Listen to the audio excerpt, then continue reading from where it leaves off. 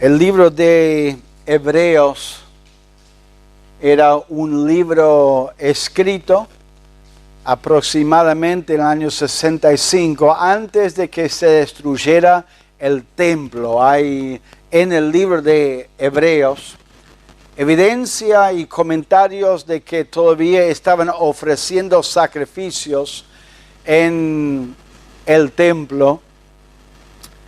Y calculan más o menos el año 65. No sabemos quién fue el escritor. Sabemos el autor del libro, que es el Espíritu Santo, quien guió a uno a escribir todo lo que escribió. En Hebreos capítulo 1, vamos a leer capítulo 1, versículos 1 al 3. Hebreos 1, capítulo 1, versículos 1 al 3.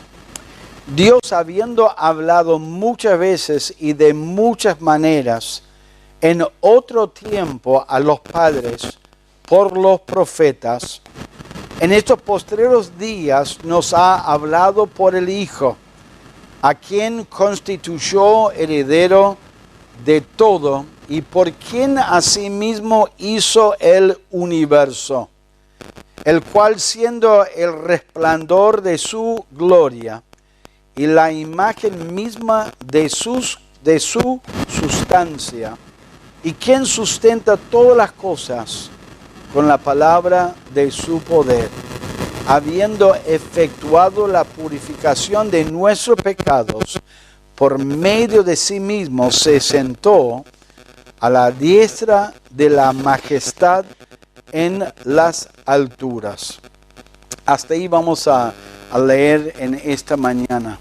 Al comenzar ese estudio del libro de Hebreos, me gustaría hablar de algunos temas importantes. En primer lugar, ¿cuál es el propósito del libro de Hebreos? Cada escritor fue guiado por Dios a escribir con un propósito especial.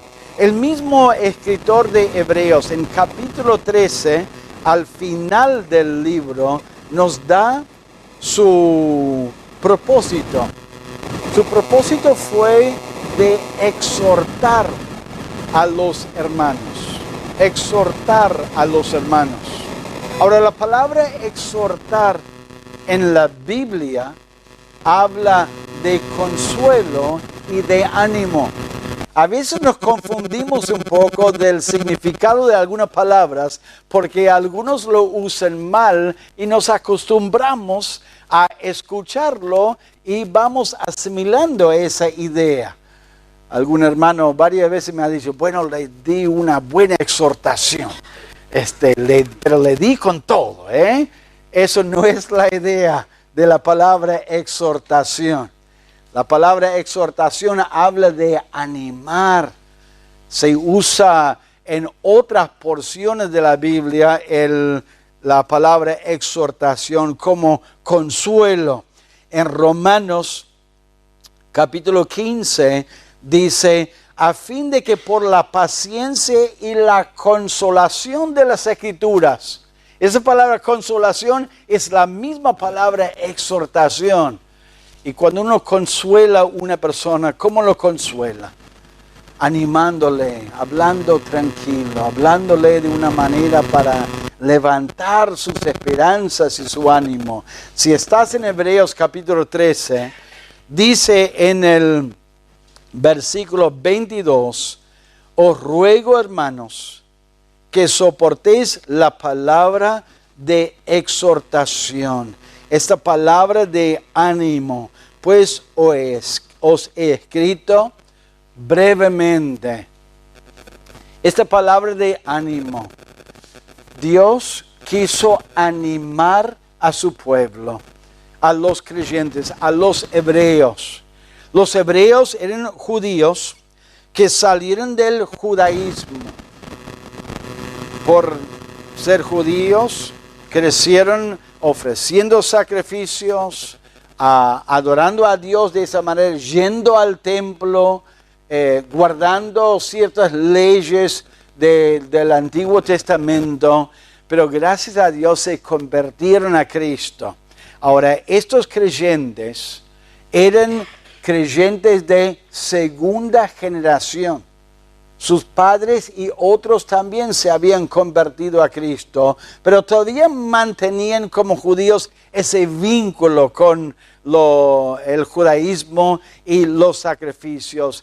Y por el sacrificio, por la persecución, por el sufrimiento que ellos estaban pasando, fueron tentados a decir, como nosotros también, yo tiro todo y yo vuelvo atrás a una vida más tranquila, a una vida sin dificultades, engañados a pensar de que la vida antes de ser salvo era mejor vida. Ellos querían volver atrás y durante todo este libro les está exhortando, les está animando a seguir adelante. En capítulo 6, Él va a decir, vamos adelante a la perfección.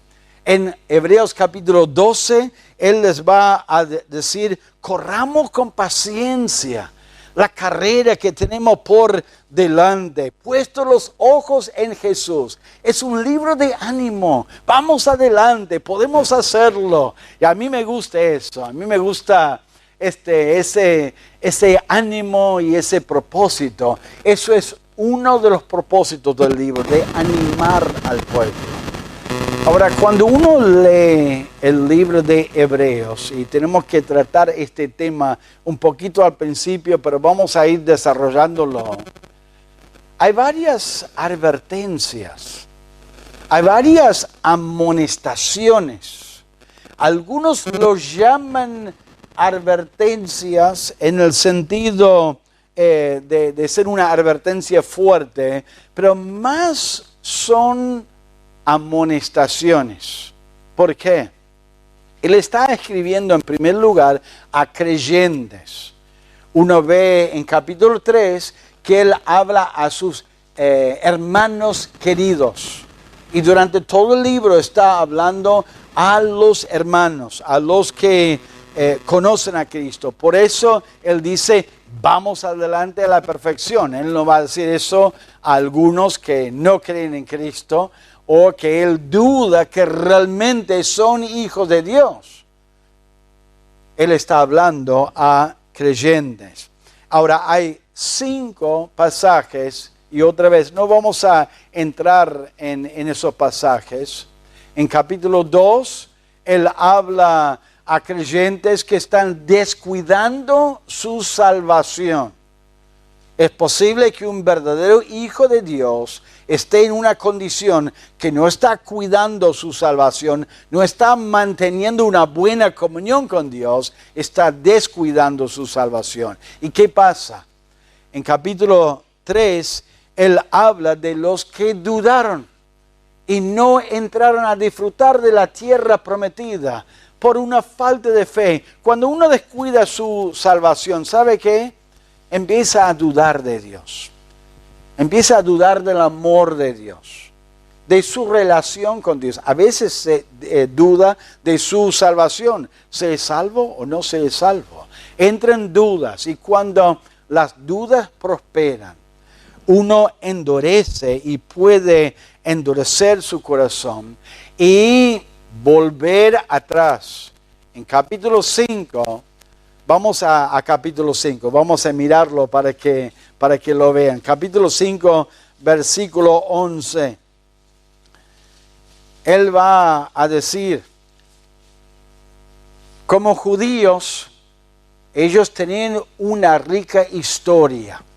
Y una persona en la historia de Israel que ellos seguramente conocieron era un rey Melquisedec. Ellos entendieron perfectamente, pero él iba a hablar acerca de Cristo, porque durante todo el libro está exaltando a Cristo y hacer una comparación con Melquisedec, que por ahí no... ¿Melquisedec qué? ¿Quién? Pero ellos entendieron.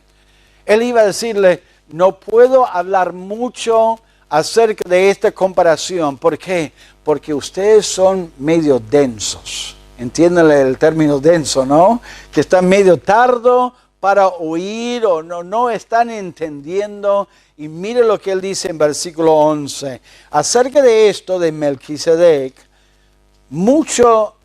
hay mucho que decir y difícil de explicar por cuanto os habéis hecho tardo para oír.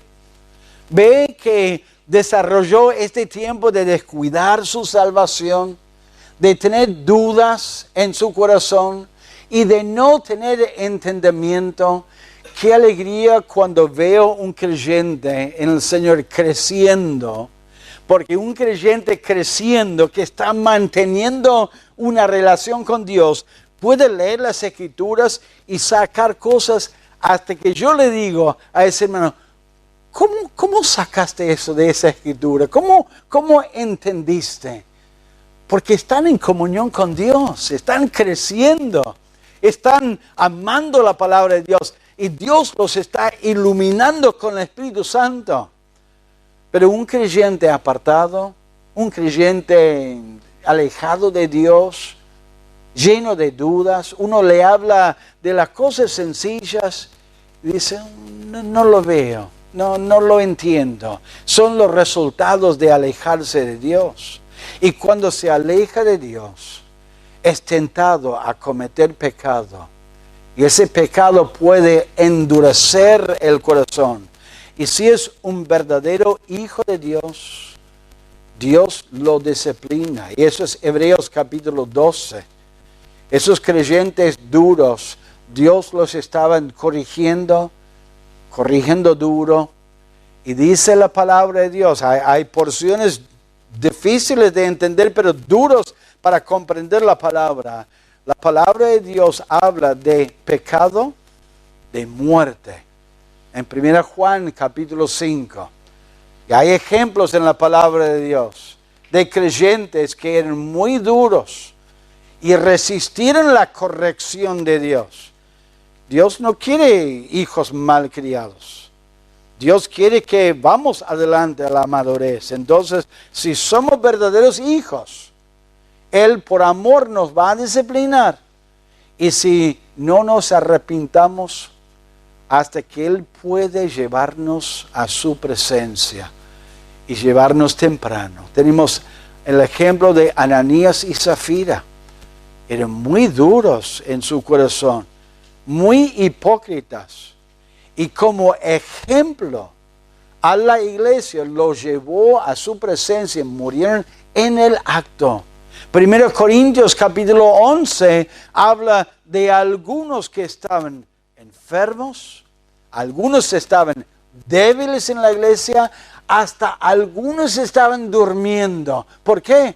Porque Dios los disciplinó con alguna enfermedad. Y no me malinterpreten, no es que alguien enfermo es que se portó mal, que Dios lo está disciplinando, no. Estamos simplemente diciendo lo que Él dice en su palabra. Una de las maneras que Él puede disciplinar a sus hijos es una enfermedad, una debilidad muy fuerte, y hasta lo pueden llevar a su presencia. Y esos pasajes difíciles de entender en el libro de Hebreos están bajo esa enseñanza de corregir y animar y ayudar a los hermanos y tratar a los hermanos, y que deberían prestar atención. Eso es un propósito, de animar a los hermanos a ir adelante a la perfección, a la madurez espiritual. Pero hay otro propósito, no solamente animar a estos hermanos, pero enseñar a la iglesia. Enseñar a la iglesia acerca de la salvación. Uno de los libros que más desarrolla el tema de la salvación en el Nuevo Testamento y el ministerio y la persona y la obra del Señor Jesucristo es el libro de Hebreos. No hay que estar asustado por este libro, por algunos pasajes difíciles. No hay que evitarlo. Hay que meditarlo y entenderlo y disfrutar de nuestra hermosa salvación. La tentación a veces es querer volver atrás cuando hay luchas, cuando hay dificultades. Hermanos, Dios quiere que vayamos adelante y que entendamos todo lo que Él ha hecho. Ahora, hay 3 palabras que quiero mencionar antes de ir y hablar del capítulo 1. Es la palabra mejor, la palabra perfección y la palabra eterna.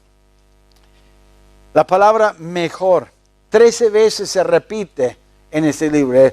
Cristo es mejor que los ángeles, es mejor que Moisés, es mejor que los sacrificios del Antiguo Testamento.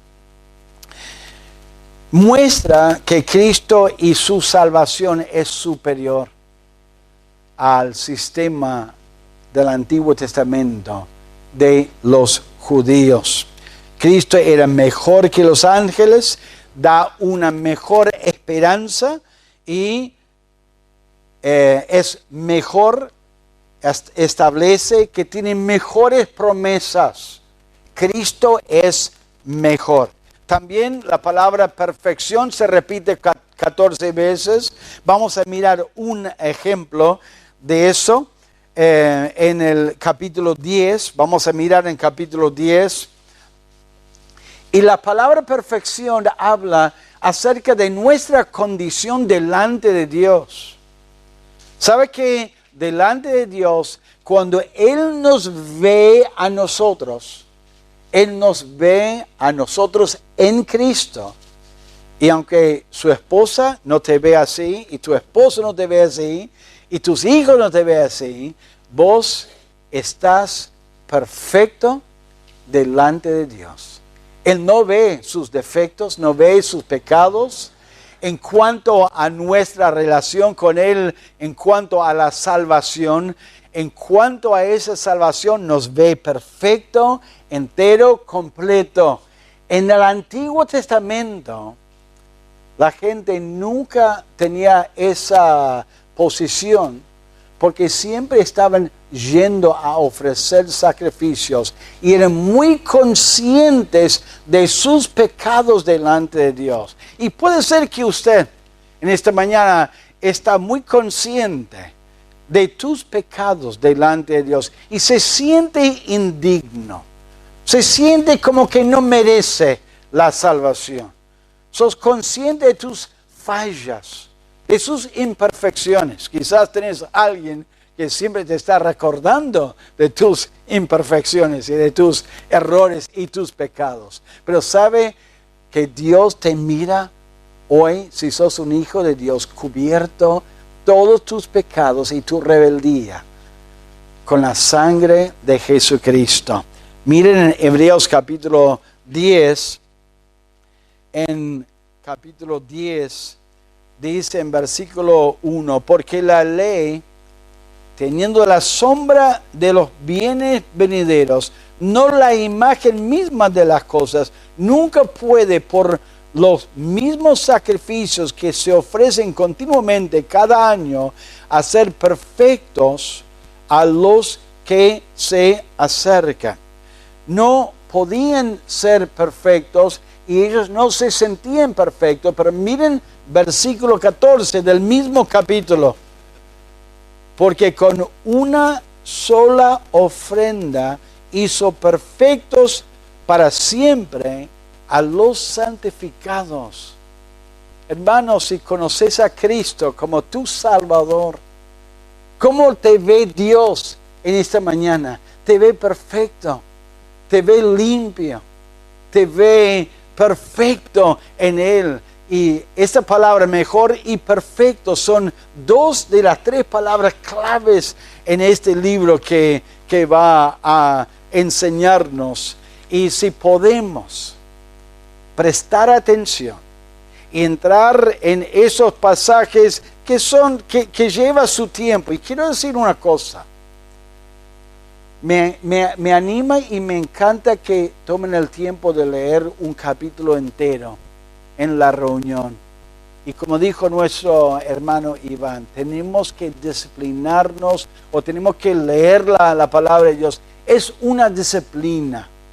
Si usted, mientras que estamos leyendo un capítulo entero, se aburre un poco, se distrae un poco, Y por ahí está pensando, sí, al mediodía tengo que ir después a la verdulería y todo, y se distrae. Es porque no estás en tu casa disciplinándote a leer la palabra de Dios y concentrarse en la palabra de Dios. Puede haber alguna pequeña distracción, especialmente si una madre o un padre tiene sus hijos ahí, quédate quieto, no te mueves, ¿no? Y uno se distrae. Pero lo que les quiero decir, hermanos, que este libro tiene algunos lugares que vamos a tener que pensar y razonar y meditar, y aún durante la semana, pero vale la pena, porque está hablando de nuestra salvación, de nuestra relación con Dios. Somos perfectos en Cristo. Todavía Dios está obrando en nuestra vida, cambiando nuestra vida, ayudándonos a crecer en Él, pero delante de Él estamos perfectos, y hay un contraste entre el Antiguo Testamento y la ley, y el Nuevo Testamento y la gracia de Dios, y cómo Dios nos ve. Y la palabra también, hay otra palabra, la palabra eterna. Eterna. Cristo es el autor de la eterna salvación. Cuando los judíos en el Antiguo Testamento ofrecían sacrificios todos los años y entraba el sacerdote, eran muy conscientes de su pecado, de su falta delante de Dios. Pero cuando Cristo murió en la cruz, Él murió una sola vez, para siempre, para ofrecer una salvación eterna al creer en Cristo. Y nosotros podemos obtener una eterna redención, dice en capítulo 9. Tenemos una herencia eterna en Cristo en capítulo 9. Él está en un trono eterno que vamos a mirar en capítulo 1. La ley era imperfecta y no podía lograr una redención eterna. Y ellos estaban tentados a volver a esa ley. Hermanos, Dios quiere que apreciemos nuestra salvación. Me entristece la ignorancia de muchos hermanos acerca de su salvación delante de Dios, y es por una falta de conocimiento. Y lamentablemente hay muchos púlpitos que no están disciplinándose a exponer la palabra de Dios. Y como dice en el Antiguo Testamento, uno de los profetas menores dice: mi pueblo muere por una falta de conocimiento. Pero ¿saben qué, hermanos? Esa corrección al pueblo de Dios fue dirigido a los sacerdotes, o sea, a los que instruían la palabra. No era una corrección del pueblo. Y el pueblo moría de una falta de enseñanza. ¿Pero por qué? Porque los sacerdotes no estaban enseñando la palabra de Dios. Y hay muchas iglesias donde no tocan temas en el libro de Hebreos. No, esos son difíciles de entender y algunas cosas dudosas. Y la idea aquí no es entrar en polémica y discutir de algunos puntos de vista, sino entrar a disfrutar de nuestra salvación delante de Dios y tomar el tiempo de disciplinarnos y entrar en las Escrituras y ver estos detalles tan importantes. Vamos a capítulo 1 de Hebreos. Hay dos cosas que quiero decirles hoy. En primer lugar, Dios está hablando o habló a su pueblo. Él habló a su pueblo de muchas maneras, a través de los profetas, y ahora Él estaba hablando a su pueblo a través de su Hijo Jesucristo. Pero también vemos a Dios exaltando a su Hijo. hablando a su pueblo, pero exaltando a su Hijo. A mí me encanta eso. ¿Por qué? Porque había mucho para corregir, mucho para llamar la atención. Pero no va a corregirles yendo a esos puntos. No, están mal acá, están equivocados acá. Él va primero a lo verdadero, exaltando al Señor Jesucristo, porque quiere que ellos aprecien lo que tienen en Cristo, para no entretenerse con las cosas que no valen la pena. Y en esa parte Él va a hablar de los ángeles. Mire que Él está hablando a su pueblo. Mire versículo 1. Dios, habiendo hablado muchas veces y de muchas maneras en otro tiempo a los padres por los profetas, en estos posteriores días nos ha hablado por el Hijo, a quien constituyó heredero de todo. Dios está hablando a su pueblo. Como judíos, ellos tenían una historia muy rica de ministerios de los profetas.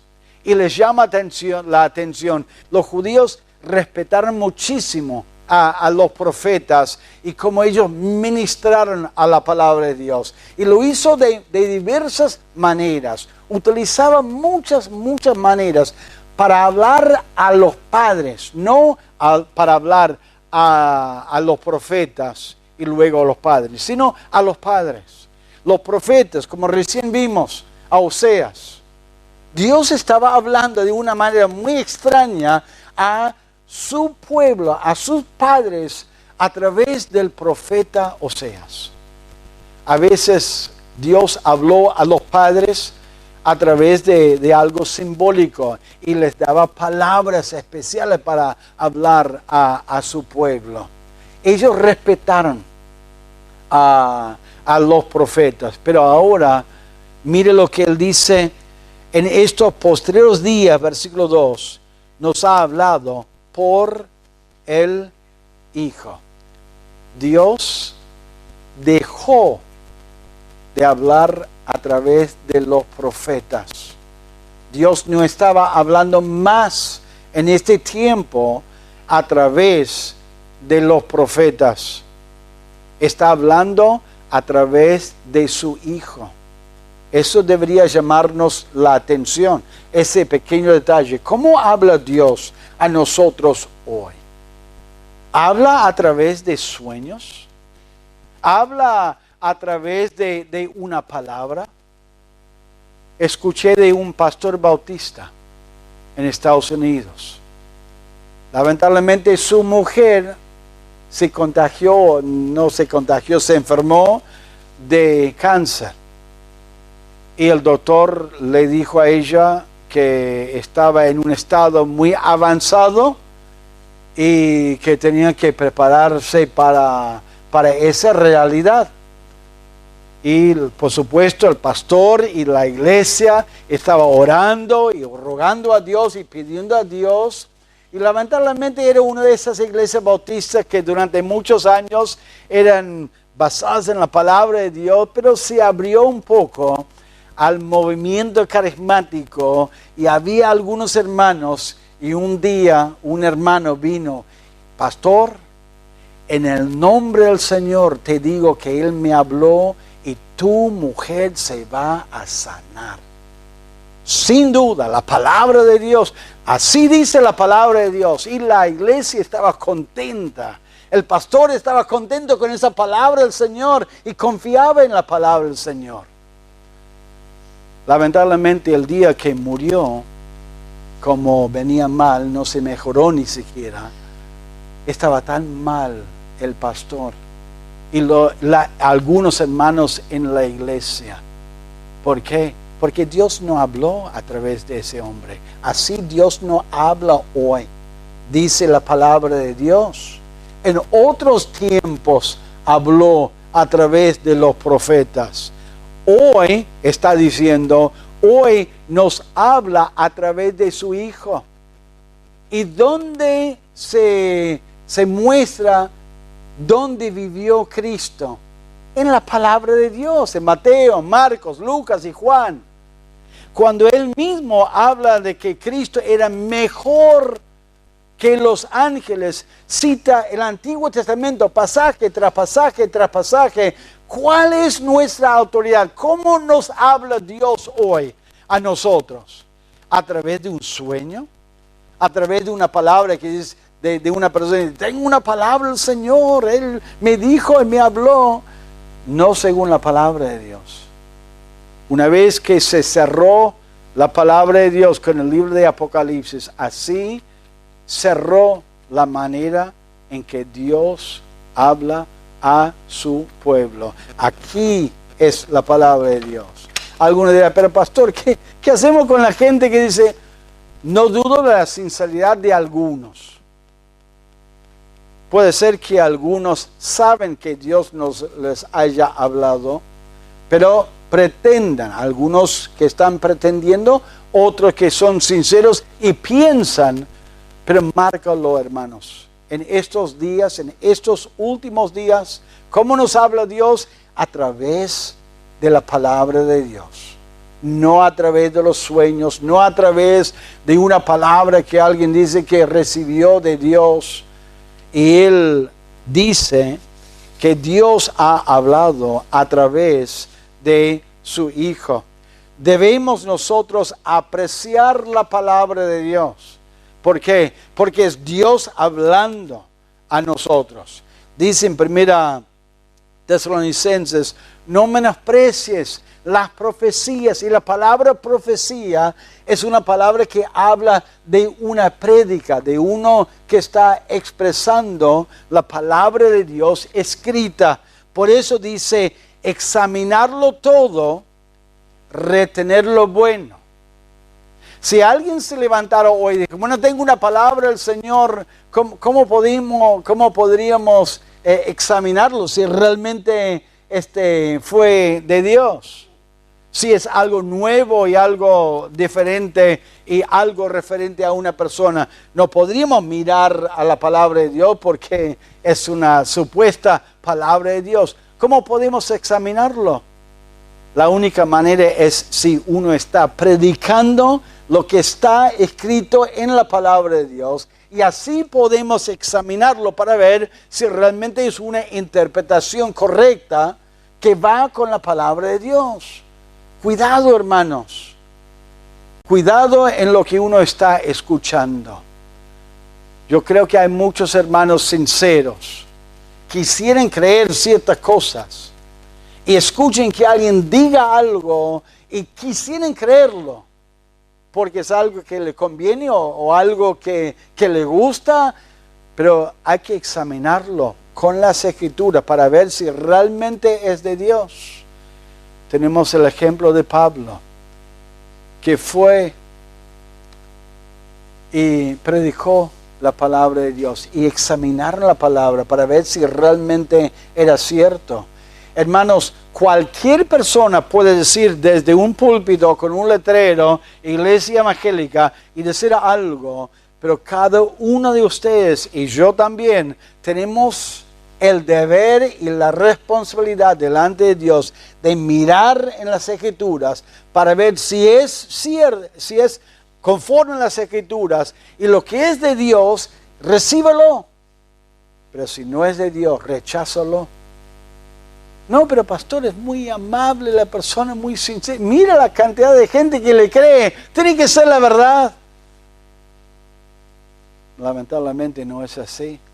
Hay miles de personas que están creyendo mentiras porque están guiándose por lo que sienten, por lo que piensan, porque lo que quieran.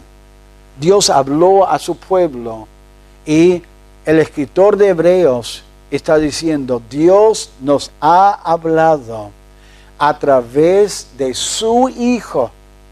Debemos prestar atención.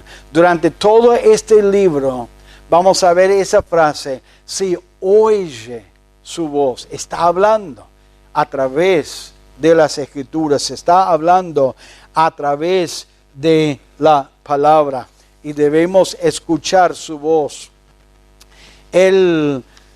Dios está hablando y Dios está exaltando a su Hijo. Miren Hebreos capítulo 1, versículo 3, que dice la palabra. Versículo 3, el cual siendo el resplandor de su gloria y la imagen misma de su sustancia, y quien sustenta todas las cosas con la palabra de su poder, habiendo efectuado la purificación de nuestro pecado por medio de sí mismo, se sentó a la diestra de la majestad en las alturas. Dios está exaltando a su Hijo, exaltando su persona. Ahora acuérdense, estaban tentados a volver a los sacrificios por las presiones y dudando acerca de la persona de Cristo, de su persona y de su obra y de su mismo ministerio, no dándolo la importancia que deberían darlo. Y el escritor de Hebreos está exaltando la persona de Cristo. Hay que exaltar la verdad de Dios siempre. Yo les he contado cuando mi madre empezó a trabajar en un banco. Por supuesto, el banco tiene que distinguir entre billetes buenos y billetes falsos. ¿Y qué hicieron cuando mi madre entró en el banco? No le dijeron, mire, eso es un billete falso, mire esa marca, esa marca, esa marca. No. ¿Sabe lo que le hicieron? Le dieron un fajo grande de billetes buenos, legítimos, y le hicieron pasar mucho tiempo mirando, viendo y contando los billetes verdaderos. ¿Para qué? Para que cuando pase uno falso, le resalte, digo, no, eso es falso. ¿Por qué? Porque estaba tan acostumbrado a lo bueno y lo verdadero que lo falso salta enseguida. Dios está guiando al escritor a hablar de Cristo y su obra, su persona, para que entiendan lo que es falso y rechazarlo y apreciar a Cristo. Está exaltando a su persona. La grandeza insuperable de Jesucristo. Vemos en el versículo 3 una descripción, siendo el resplandor de su gloria. Cristo, su persona, Él es glorioso. Juan capítulo 1 habla de que Juan vio la gloria de Cristo en su persona, su verdad, su gracia, su manera de llevarse. Él es el resplandor de su gloria. Dice, la imagen misma de su sustancia. Está recordando y expresando y enseñando a los creyentes y a nosotros que Jesucristo es el calco exacto de Dios el Padre. Cristo dijo una vez a Felipe, si me has visto a mí, has visto al Padre. ¿Por qué? Porque es el resplandor de su gloria, su manera de actuar era un reflejo de la gloria de Dios, exaltando su persona, la imagen de su gloria, pero también exaltando su obra.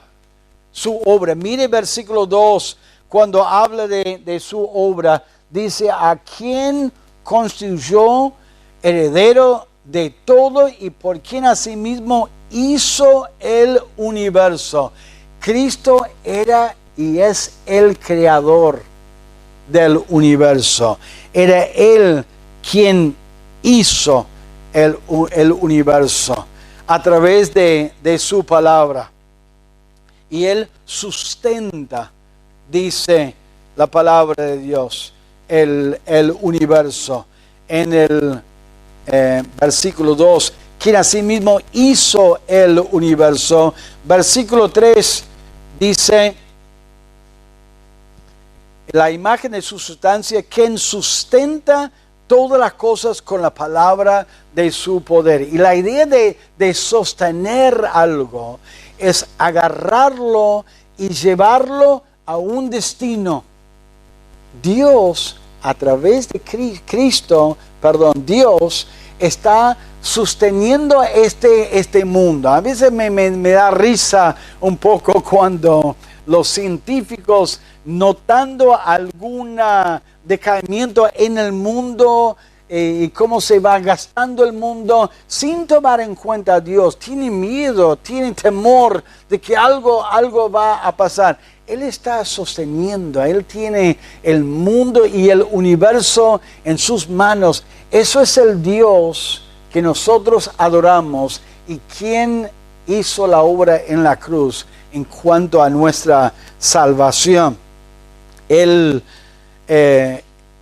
el escritor está exaltando a Él. Él sostiene el universo. Él sostiene tu vida, mi vida. Guarda mi vida, guarda tu vida, guía tu vida, como cantamos hoy en los himnos. Y Él se sentó a la diestra del Padre, descansó de eso, no que necesitaba descanso, sino que Él terminó su obra, es terminada su obra, y se sentó al lado del Padre. Ahora Él va a exaltar no solamente su persona y su obra, lo que Él hizo, sino su posición por sobre los ángeles. Miren versículo 4. Hecho tanto superior a los ángeles, cuanto heredó más excelente nombre de ellos, porque a cuál de los ángeles dijo Dios jamás, mi hijo eres tú, yo te he engendrado hoy, y otra vez yo seré a él padre. Los judíos respetaban mucho a los profetas, pero Cristo es mejor que los profetas. Los judíos respetaban mucho también a los ángeles. Dice la palabra de Dios en el libro de Salmos, y nosotros vamos a ver 7 citas a los Salmos y al Antiguo Testamento. Los judíos respetaban mucho a los ángeles y los tenían ahí en un lugar muy alto porque eran por arriba de los seres humanos, pero también los ángeles fueron usados por Dios a ministrar la ley de Dios. Dice eso en el libro de Salmos, en el Salmo, en los Salmos lo voy a encontrar, y también en Hechos capítulo 7, ellos ministraron la ley de Dios, los ángeles, y los judíos lo respetaron mucho. En Deuteronomio 33, en el versículo 2, habla de cómo los ángeles ministraron la ley y participaron en la entrega de la ley, y por eso lo respetaron mucho. Tenían un sentir hacia los ángeles. Y Cristo, para los judíos, para ellos que estaban dudando, era simplemente una manifestación de Dios en lo terrenal, y medio como que no le daban la importancia, pero ahora Él va a mostrar cómo Cristo era mayor que los ángeles. En capítulo 1, era mejor que los ángeles. Y Cristo le dijo, Cristo es el Hijo de Dios, aunque hay una referencia a los hijos de Dios en referencia a los ángeles en el libro de Job. A ninguno le llamó hijo específicamente, y Él tomó un lugar muy especial al lado del Padre en el trono. Cristo es el Hijo de Dios, es el primogénito de Dios. En el versículo 6, cuando introduce al primogénito en el mundo, dice, adórenle todos los ángeles de Dios. Ahora, ellos respetaban a los ángeles, lo tenían como mayor que Cristo, pero ahora el escritor está guiado por Dios, mostrando que es mejor que los ángeles. Los ángeles nunca fueron adorados, al contrario, los ángeles adoraron a Cristo. Y por supuesto, si adoraron a Cristo, Él es mejor que los ángeles. Todo esto es para exaltar a Cristo. Versículo 7, ciertamente los ángeles, dice, el que hace a sus ángeles espíritus y a sus ministros llama de fuego. Ellos ministraron a Cristo. Son ministros. Cristo no ministró a ellos. Ellos ministraron a Cristo. ¿Se acuerdan cuando Cristo terminó sus 40 días de ayuno en el desierto? Vinieron los ángeles a ministrarle. No solo adorarle, sino ministrarle a Él. Ellos, los ángeles, son inferiores a Cristo. Cristo es por arriba. Cristo fue ungido como Dios en su trono. Versículo 8 y 9. Y mire versículo 10. Tú, oh Señor, en el principio fundaste la tierra, referencia a Cristo, y los cielos son obra de tus manos. Ellos perecerán. La obra de sus manos perecerán. El universo va a perecer. Va a ser destruido. Dice acá, todos ellos se envejecerán como una vestidura. ¿Sabe que es cierto que el mundo se está desgastando, digamos, y que hay contaminación y hay problemas, pero no se va a destruir por una piedra ahí en el universo mal guiado y de repente se desprende de algún lugar? No vamos a destruir la tierra por usar plástico o cosas por el estilo, o por los autos, y hay que cambiarlos a eléctricos. Dios está sosteniendo el universo. Cuando uno no tiene a Dios como Cristo como su Salvador, le asustan esas noticias y estas cosas. Nosotros podemos tener confianza hoy. Confianza en que nuestro Salvador, quien nos salvó, quien nos perdonó, Él está sosteniendo su creación. Pero también dice que se envejecerá como una vestidura. ¿Qué hace con una vestidura vieja, lleno de agujeritos por la polilla, que no se puede lavar más? Uno lo tira, ¿no es cierto? Y compra algo nuevo. ¿Sabe nuestra esperanza? Que este Creador, este Salvador, va a ser nuevos cielos, una nueva tierra. Y vamos a entrar en una tierra nueva. Vamos a disfrutar de un cielo nuevo un día. Cuando entramos en su presencia, Él va a hacer todo eso. A ese Dios deberíamos adorar y estimarlo por encima de todas las palabras de la gente, de todas las experiencias, de todos los sentimientos. Ellos tenían un sentir supersticioso para los ángeles. Adoraron y veneraban a los ángeles. Tenemos un Salvador que merece nuestra adoración. Debemos adorarle, debemos amarle. Nuestra fe debería ser basada en algo concreto, algo seguro, la palabra de Dios. Y deberíamos tomar el tiempo para meditar y conocer a nuestro Dios.